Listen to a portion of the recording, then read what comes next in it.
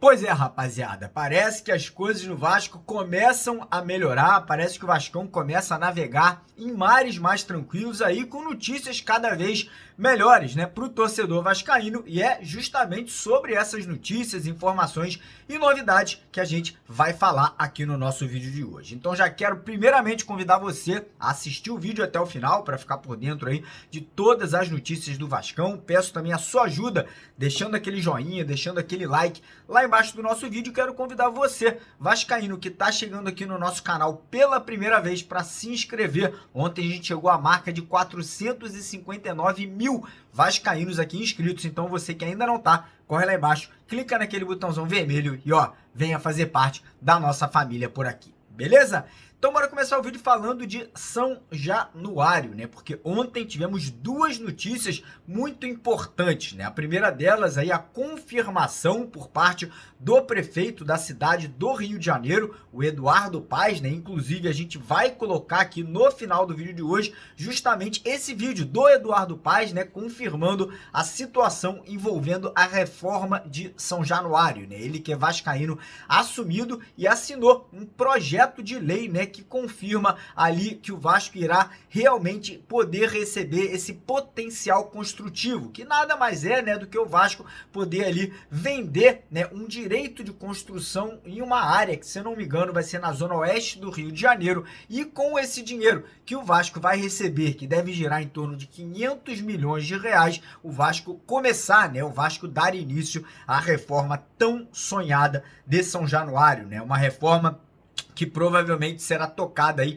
pelo novo presidente vascaíno. Não sabemos ainda quem será, se vai ser ou o Levenciano ou o Pedrinho, né? Mas a tendência é que um desses dois vá fazer aí, né? Vai ser responsável pela reforma do Caldeirão aí, que deve levar de 3 a 4 anos, né? O Vasco quer terminar essa reforma até 2027, uma reforma que não só vai ter ali um impacto no número de torcedores, hoje de 21 mil pulando ali para 46 ou 50 mil dentro do estádio, mas também da modernização, né, um estádio mais moderno em relação à infraestrutura, e também toda a questão do entorno de São Januário, da barreira, né, que vai receber muita coisa bacana também aí durante esse processo de reforma do Caldeirão. E outra notícia que também surgiu ontem à noite, né, que foi trazida pelo jornalista PVC, que seria o seguinte, né? O Pedrinho, que é um dos candidatos aí à presidência do Vasco, teria realmente conseguido um acordo, né? Um pré-acordo com o dono da Crefisa, né? Que hoje patrocina o Palmeiras. E esse pré-acordo entre o candidato Pedrinho e o dono da Crefisa seria para que o estádio de São Januário recebesse o name rights, né? Que é o, por exemplo, lá da do Corinthians é a Neoquímica Arena, né? O Corinthians ele vendeu o name rights por 300 milhões de reais. A Crefisa teria interesse de comprar o name rights de São Januário, né? Obviamente com o estádio reformado, com tudo ali já bonitinho. A gente não sabe de valores ainda, mas bem interessante aí esse interesse prévio da Crefisa em relação a essa situação. Então, duas notícias boas, né? Duas notícias que trazem esperança, expectativa para o torcedor vascaíno em relação ao futuro do nosso Caldeirão. Agora vamos falar um pouquinho sobre a rodada, né? A rodada que começa nessa quarta-feira, rodada que o Vasco não joga, né? O Vasco não vai realmente entrar em campo nessa semana. O Vasco vai acabar só entrando em campo em relação a essa rodada lá no dia 23 de novembro, né? A partida contra o Cruzeiro, que acabou sendo adiada. Então o Vasco vai ter toda semana para treinar, trabalhar, recuperar jogadores, né? E ver também, né, os jogos aí que interessam a gente. Teremos 3 partidas aí que o vascaíno vai acompanhar de perto, né? Os 3 jogos vão acontecer na quinta-feira, né? Na quarta-feira a gente tem jogos importantes aí, tem Botafogo, tem Palmeiras, tem Grêmio, enfim, tem jogos aí que a gente vai acompanhar muito de perto, mas os jogos que importam para o Vasco na parte de baixo da tabela, todos serão na quinta-feira. O primeiro deles, confronto direto entre Goiás e Santos. O Goiás que hoje tem 35 pontos e o Santos que tem 37, né? Se o Goiás vencer, o Goiás pula para 38, o Santos fica estacionado com 37, o Goiás passaria o Vasco. Em caso de um empate, o Goiás pula para 36 e o Santos pula para 39, né, fazendo com que os dois times ali fiquem estacionados de certa forma, porque o Goiás não ultrapassaria o Vasco e o Santos só chegaria a 39, ou seja, o Vasco vencendo o América Mineiro poderia ultrapassar o Santos mesmo com um jogo a menos. Então, eu acho que o ideal seria realmente um empate aí nessa partida. Outro jogo que também interessa a gente é Corinthians e Atlético Mineiro. O Corinthians tem 40 pontos, Corinthians que ainda tem um confronto direto com o Vasco em São Januário, né? Então, nessa partida, vou botar a camisa do Galo, né? Vou realmente torcer muito para que o Atlético Mineiro vença esse jogo, né? E possa afundar ainda mais a equipe corintiana. E o outro jogo que também acontece na quinta-feira é mais um confronto direto entre Bahia e Cuiabá. Bahia tem 37, está empatado em número de pontos que o Vasco, e o Cuiabá tem 41. Eu sei que hoje a distância do Vasco para o Cuiabá são de 4 pontos, mas se o Cuiabá tropeçar, vamos dizer que empate esse jogo, depois o Cuiabá tem 3 jogos muito complicados aí, pode acabar se complicando, pode ficar na alça de mira do Vasco. Então o ideal, mais uma vez, na minha sincera opinião, seria um empate entre Bahia e Cuiabá para que o Vasco pudesse ultrapassar o Bahia já no próximo jogo contra o América e também colar no Cuiabá aí chegando a 40 pontos e já ficando ali pertinho, né, de ultrapassar o Cuiabá nas próximas rodadas. E quero lembrar vocês que na quinta-feira nossa parceira do canal, a BetWinner, vai estar dando nada mais, nada menos do que 10 mil reais. Serão 10 vascaínos que irão ganhar cada um R$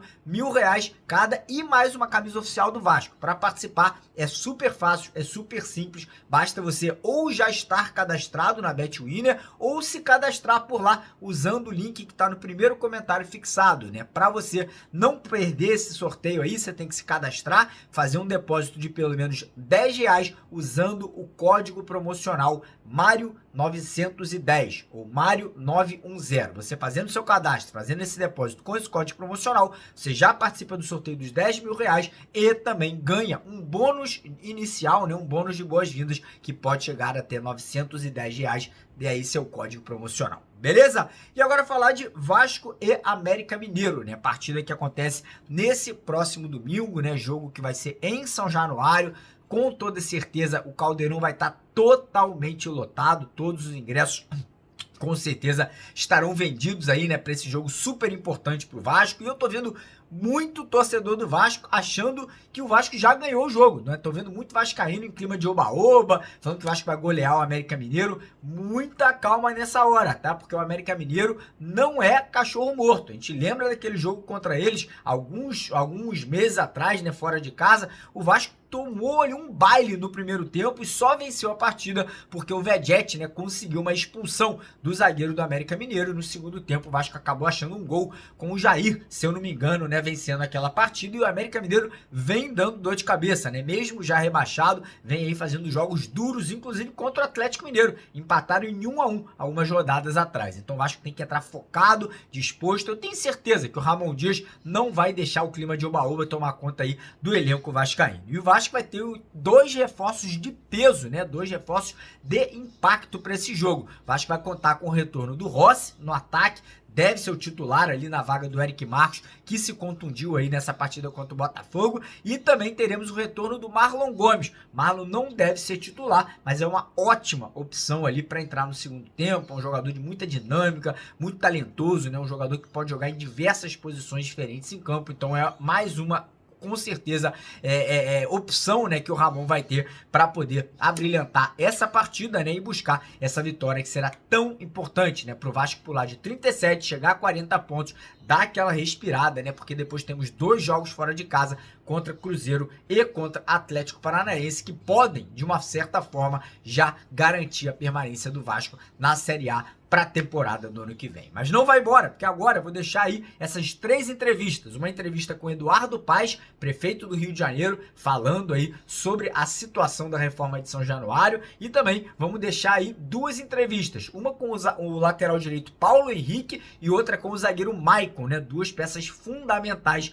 nesse time aí titular do Ramon Dias atualmente. Então acompanha essas entrevistas e lembrando que hoje à tarde a gente volta às 4 horas com a segunda edição dos nossos vídeos aqui para vocês. Então, pessoal, deixa o like, não esquece, se inscreve no canal e agora fiquem aí com essas entrevistas super bacanas para vocês. Valeu! Fala aí, gente, tudo bem? Nesse momento aqui, tendo a honra de assinar o projeto de lei viabilizando a construção do estádio de São Januário, nossa colina, do estádio de São Januário, esse grande clube que é o Vasco da Gama, do meu coração, mas muito importante para o Rio também. Simples, o que a gente está fazendo é pegando o potencial construtivo de São Januário, que poderia se construir ali, e levando para outra área da cidade, ali na Barra da Tijuca. Isso permite viabilizar recursos, só que a gente não permite que os recursos vão em dinheiro para o Vasco. O que a gente obriga é que esses recursos sejam para a construção do novo estádio de São Januário. Esse foi um pedido desde o início da administração do presidente Salgado, a quem eu queria homenagear e agradecer aqui. E dizer, deixar um recado, em breve a gente está numa negociação com o Fluminense também, o Botafogo já está lá com o Engenhão, e estamos abertos aqui para o Flamengo para ajudar os clubes do Rio de Janeiro a chegarem lá. Claro que hoje é um momento especial, que é o meu Vascão, do meu coração, que está finalmente podendo ter um estádio digno da sua dimensão, do seu tamanho. Grande abraço a todos. E aí vai, ó. Vasco, casaca! Com fé em Deus, e hoje eu fui muito feliz em fazer o gol, ele me abençoou muito e eu estou muito feliz com isso. Cara, é muito importante emendar uma sequência de vitórias. É claro que a situação a gente sabe que não está resolvida, está tudo muito embolado, é uma zona incômoda para nós, mas a equipe está trabalhando muito e essa sequência de vitórias é muito importante para nós agora.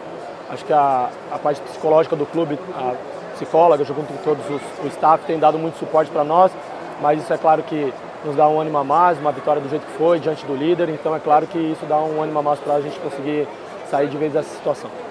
Qual é o peso disso? Você falou muito da parte mental dos dois jogos, mas tem um peso de vencer dessa forma dentro de casa contra o líder do campeonato? Né? A confiança que isso traz para essa sequência de reta final? Sem dúvidas. A gente sabia que ia ser um jogo difícil, mas a equipe soube sofrer no momento certo, soube atacar, soube se defender. Então, acho que o mental tem sido algo muito, uma característica muito grande da nossa equipe, e isso é claro que influencia bastante, mas a gente está fechado, a gente está com consciência que a gente ainda não saiu dessa situação, mas isso dá um ânimo a mais para nós, e a nossa parte mental é algo que nós temos que blindar todos os dias, porque sabemos que o desafio ainda é grande. Saber sofrer, o Campeonato Brasileiro é um campeonato muito difícil, hoje a gente sabia que não ia ser diferente contra o líder, eles não são líder à toa, então a gente está sabendo sofrer no momento certo, sabendo atacar, aproveitar os espaços. Então a equipe está toda de parabéns, porque isso tem se tornado uma identidade nossa de guerreiros, de batalhador, de homens que se dedicam o tempo todo. Então é uma característica da nossa equipe e isso tem se tornado cada dia mais real para todos nós. Hoje foi uma das melhores partidas do Vasco no campeonato, assim, dá para dizer que foi praticamente erro zero, a partida perfeita. Cara, erro zero eu acho que é algo muito forte para se falar. É claro que a gente tem coisas para melhorar, mas como eu falei, acho que a parte mental da equipe foi muito sólida. A gente soube sofrer, sabíamos que eles iriam dificultar, principalmente no momento final ali, mas a gente soube se blindar, soube se fechar no momento certo e a equipe tá de parabéns. Como é que é para vocês? O que seria melhor? Enfrentá-los agora ou o fato de ser depois melhor? Para nós não vai mudar nada isso aí. Acho que a data que colocarem o jogo é a data que nós vamos ter que jogar, não vai interferir em nada. A gente tem que fazer a nossa parte, entrar dentro de campo e ir em busca da vitória, como a gente está fazendo e há de fazer ainda. A gente falou que o Vasco jogando desse jeito não cai. E o Vasco também via de uma sequência boa e acabou perdendo aquele jogo. O que vocês precisam fazer nas próximas rodadas para não repetir o que aconteceu ali? Dar continuidade, manter os pés no chão. Tivemos um jogo bastante difícil, ganhamos também porque tivemos uma concentração muito grande no jogo. Manter a humildade e fazer um bom trabalho durante a semana para que no próximo jogo a gente venha conquistar os 3 pontos. Michael, fala um pouquinho pra gente do peso que tem esse jogo, no sentido de, vocês a princípio saem da zona do rebaixamento, mas já é diferente, acredito, trabalhar assim. E vencer contra o líder do campeonato dentro de casa, depois vocês vêm numa sequência positiva, mas antes disso foi um momento um pouco complicado, e nessa reta final, quanto que isso pode afetar o anímico e o mental do time? Eu creio que pode nos ajudar. Nosso time é um time bastante humilde. Em momento algum a gente vai deixar com que uma vitória tão importante como essa venha nos atrapalhar no decorrer da competição. É claro que vencer um jogo e vencer um clássico é muito importante.